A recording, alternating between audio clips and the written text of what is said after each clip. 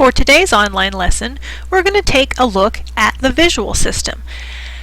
And in particular, we're going to focus on visual perception.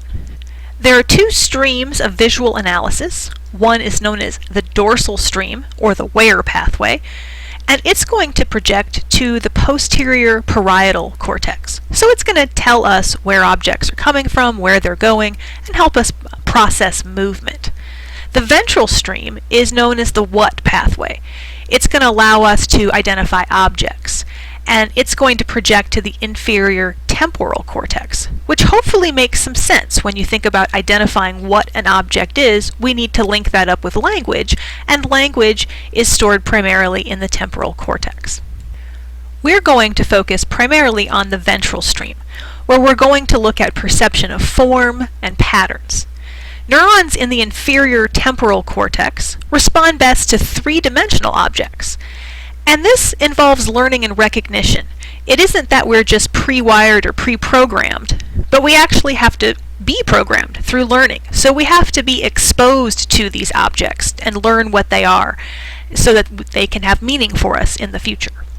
Before we go on with the lesson, I want you to stop and think for a minute about what are some of the forms or patterns that are important for humans to learn and recognize. You might have thought about things such as shapes like circles and squares and octagons. Bodies are complex shapes, animals, and also faces. They're going to be important for identification, knowing who someone is, for safety. Is that person a safe person, or are they from the FBI's 10 Most Wanted list? And faces are also going to convey emotion. So faces are going to be complex patterns that are going to be very important for us in terms of identification and providing meaning. We often see face patterns in a lot of everyday objects, like the clouds, or in this object here. And I want you to stop for a moment and think about why that is. Why is it that we see faces where real faces simply don't exist? As you're thinking about why it is that we see face patterns, here's another example. This is a famous painting known as The Forest Has Eyes. And I want you to stop for a moment and see if you can find all the 13 faces that are hidden in the painting. Hopefully you were able to find at least some of the faces. And again, I want you to think about why is it that faces and rocks and leaves and trees seem to just pop out at you. And the answer is visual pattern recognition. This is an important pattern. It's a pattern we've seen a million times, and it's one that we've learned is important. And therefore, it is going to literally jump out at us, because it's much better for us to see a face where there isn't really one, in a bowl of fruit or a pile of rocks, than to miss a face where one really is, because of all the important information it might convey to us. Again, faces are very meaningful patterns. Because pattern recognition is so important, we can look at situations where people have losses, where they can't identify certain objects. This is known as visual agnosia. Agnosia simply means failure to know. It's the inability to perceive a stimulus via a particular sense. In this case, we're focusing on vision. Elements or details of the stimulus can be seen, but the bigger picture is lost. Often recognition occurs with other senses. So someone who cannot identify an object by sight might be able to identify that object by touch or smell. So think about a rose. They might not identify it by looking at it, but as soon as they smelled it, they would know what it was. We have visual agnosia in terms of, well, where is the damage located, and it's caused by damage to the ventral stream, in particular the lateral occipital complex.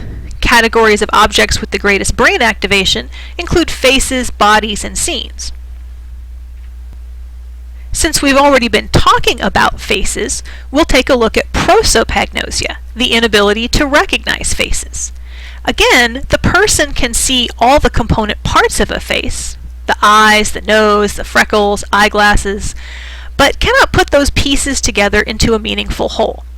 And again, they're going to recognize people from things like their voices, their smell, their clothing, or some other identifying characteristic.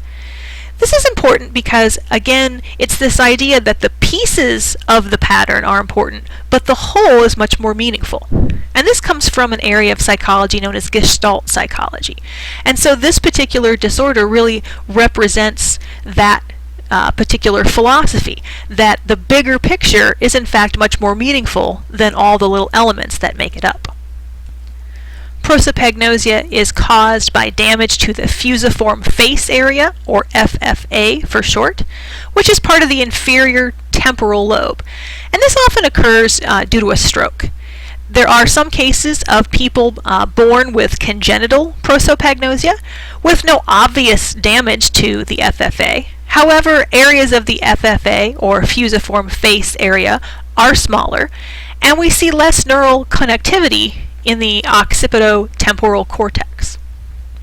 Here we can see where the fusiform face area is located, and also we get an example of maybe what a face might look like to somebody with prosopagnosia, that they can see the features, but in a sense they're kind of blurry, not because their vision is blurry, but because those elements just don't come together in a meaningful way. And as your textbook asks, are faces special? Well, the answer is both yes and no. They're not special in that we have to learn to recognize faces like any other pattern. We need experience, practice, and we're going to rely on learning and memory. But they are special in that some research on babies shows that they prefer to look at stimuli that look like faces, which suggests some pre-wired circuitry. So this highlights the fact that faces are going to be very important. Perhaps evolutionarily speaking, those folks with a little more pre-wired circuitry learned faces a little faster and therefore survived longer. So as you think about faces and visual perception, you can think about whether or not you're good at recognizing faces and what the advantages are to being able to recognize faces efficiently.